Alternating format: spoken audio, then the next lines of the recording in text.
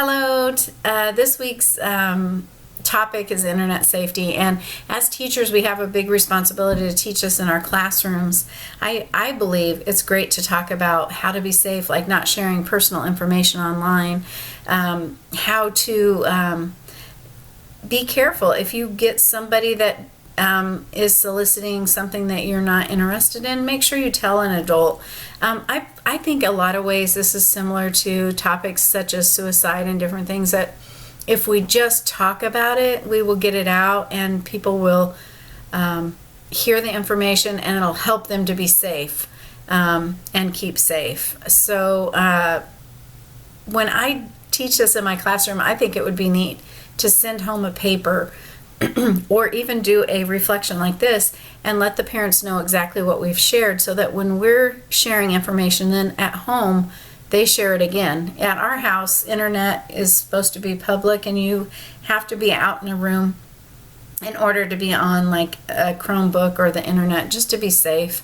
Also, just letting the kids know. I kind of talked to them at dinner tonight, just wondering, like and mainly what they talked about was like on Xbox, and how if people start cussing at them, they can get turned in and be banned from talking to their friends. So even that, they knew about cyberbullying and that kind of stuff, even with the Xbox, that they want to do the right thing so that they can hang out and talk with their friends.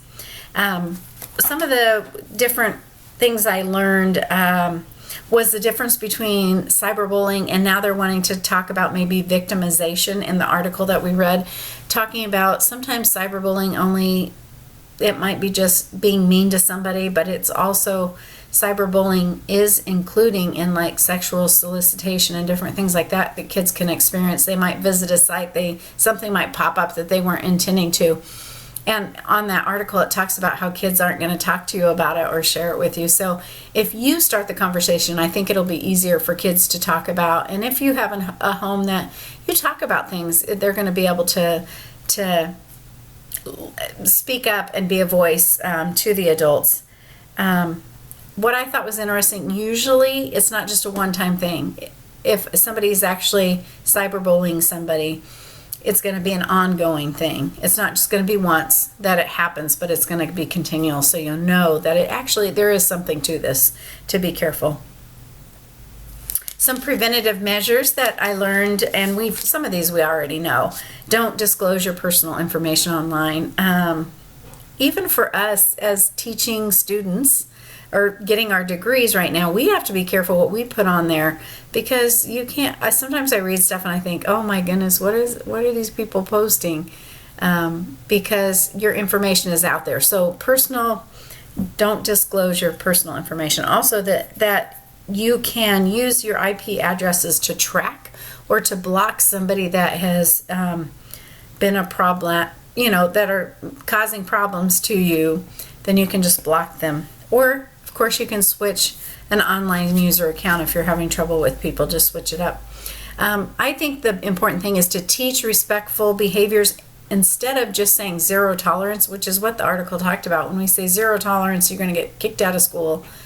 That's not as effective as if we just teach our kids to be respectful to one another and what cyberbullying looks like and how we should treat each other. It's important to monitor your youth. It's important to educate potential risks, and it's important to even teach appropriate online behaviors to our kids. On Connect Safely, I was very interested in just what I learned in such a short time, looking at different apps and things that are out there, so I know how they work. I can't speak to or make sure my kids are safe if I don't know what's going on. So I think the biggest takeaway is you have to know what's going on yourself in order to help make a safe environment for your students at work or your kids at home. Thanks, and have a great week.